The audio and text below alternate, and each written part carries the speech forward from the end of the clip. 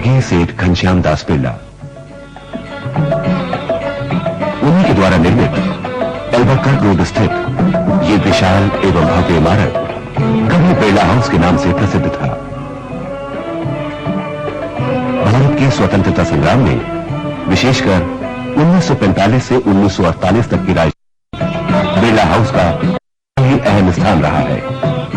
कितने ही महत्वपूर्ण और जटिल समस्याओं पर प्रमुख राजनेताओं एवं ब्रिटानिया सरकार के प्रतिनिधियों की परस्पर बैठकों का मूक साक्षी रहा है बिरला हाउस।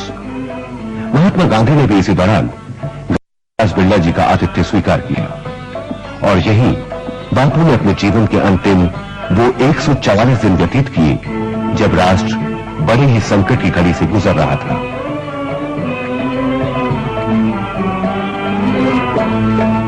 अगस्त 1947 को देश स्वतंत्र हुआ, परंतु अपने साथ लाया धर्म के नाम पर देश का बंटवारा। देश बंट गया, सभ्यता बंट गई, परिवार बंट गए, मानवता बंट गई।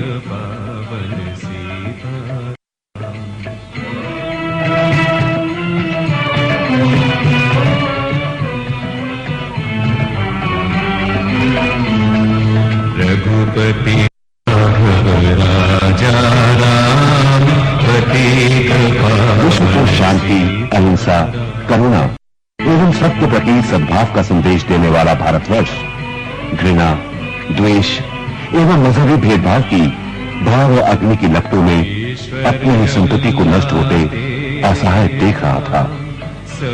चाहे से गूंज रही थी। ऐसे में पीड़ा एवं घृणा के बीच एक आवाज थी जो संयम एवं शांति के लिए सबको सचेत कर रही थी। वो आवाज थी एक महात्मा की। महात्मा गांधी ईश्वर अल्लाह में गहरी आस्था रख सबको सन्मति देने की प्रार्थना कर रही थी।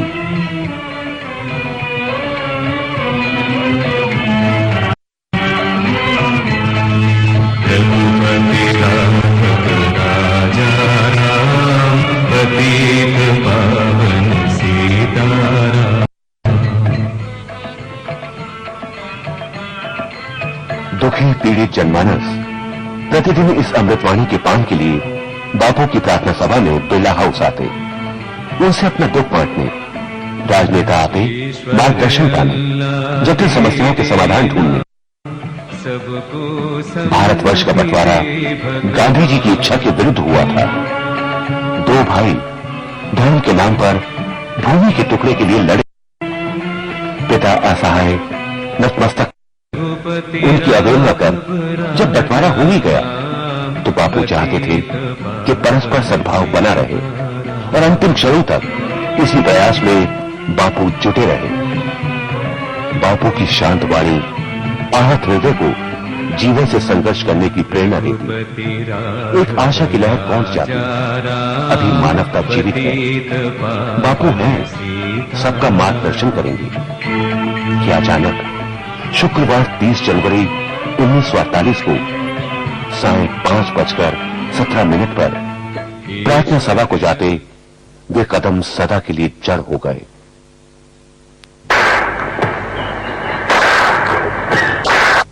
हे राम, और सब कुछ स्थिर, काल चक्र स्थिर हो गया।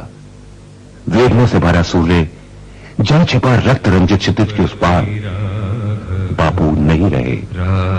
अपने ही एक धर्मांध पुत्र के हाथों बापू का प्राणांत हो गया।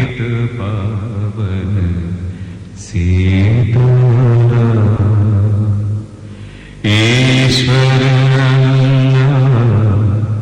तेरे सबको सन्मति दे भगवान। माटी का ये शरीर पंचभूत में विलीन हो गया। राजा राम पतित पावन सीताराम। ईश्वर तेरे नाम सबको सन्मति दे भगवान। रघुपति राघव राजा राम पतित खून की होली थम गई। मानव दानव के बीच संघर्ष थम गया। शायद सत्य का संदेश देने वालों की यही परिणति निश्चित की है नियति ने।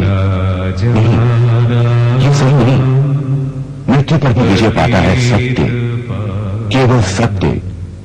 सत्य में रहते। कृतज्ञ राष्ट्र नतमस्तक था पापों की स्मृति संजोए। राष्ट्रपिता महात्मा गांधी के राष्ट्र स्मारक गांधी स्मृति समदृष्टि ने कृष्णा त्यागी हर स्त्री जी ने मातरे जिह्वा थकी सत्य मानव हृदय पर अमिट चिन्ह बन गया एल्बुकर्क रोड 30 जनवरी मार्ग के नाम से। न बोले पर धन न बझाले हाथ रे वैष्णव जन तो गांधी निर्जीव राष्ट्रीय स्मारक ही नहीं, अपितु पूरे विश्व भर से आए जनमानस के लिए एक प्रेरणा स्थली है। मन मारे राम नाम शु ताली लागे राम नाम शु ताली लागे सकल तीर्थ तेना तन मारे। जहां कभी आजादी की लड़ाई से जुड़ी वार्ताएं हुई थी, वहीं आज छोटी छोटी झांकियों के माध्यम से मोहनदास करमचंद गांधी की महात्मा गांधी तक की महायात्रा की झलकियां सजीव हो उठती हैं।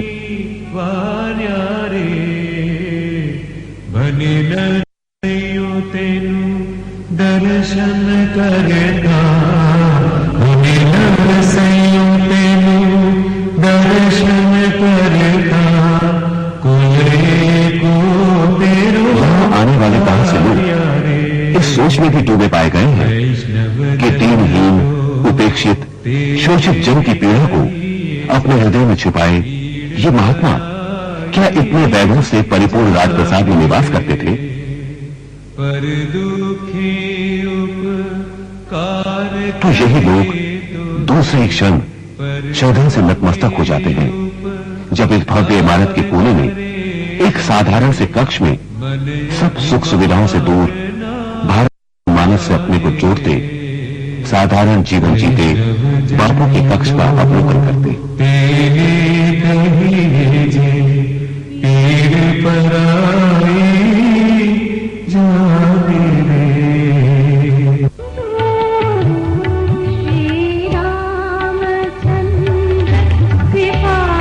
कक्ष के कोने में उनका बिछौना, चरखा, छोटी सी मेज,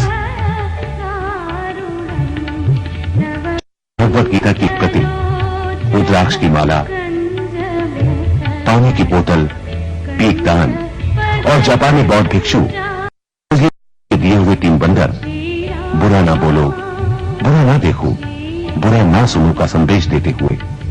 यही कुछ तो है विश्व भर के हृदय के बेकार शहंशाह का पार्थिव स्मृति चिन्ह।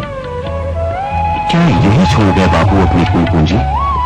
पूछते हैं कितनी उत्सुक आवाजें। नहीं, ये तो है केवल उनकी भौतिक पूंजी। इन सब से ऊपर बापू छोड़ गए हैं अपना आदर्श। मेरा जीवन ही मेरा संदेश है। मानवता को बापू का यह अमर है और यही है हमारी अनमोल विरासत, जिसे अग्नि जला नहीं सकेगी, समय क्षीण नहीं कर सकेगा। और छोड़ गए हैं बापू अपने पद चिन्ह। समय की रेत कभी धूमिल नहीं कर पाएगी जिसे।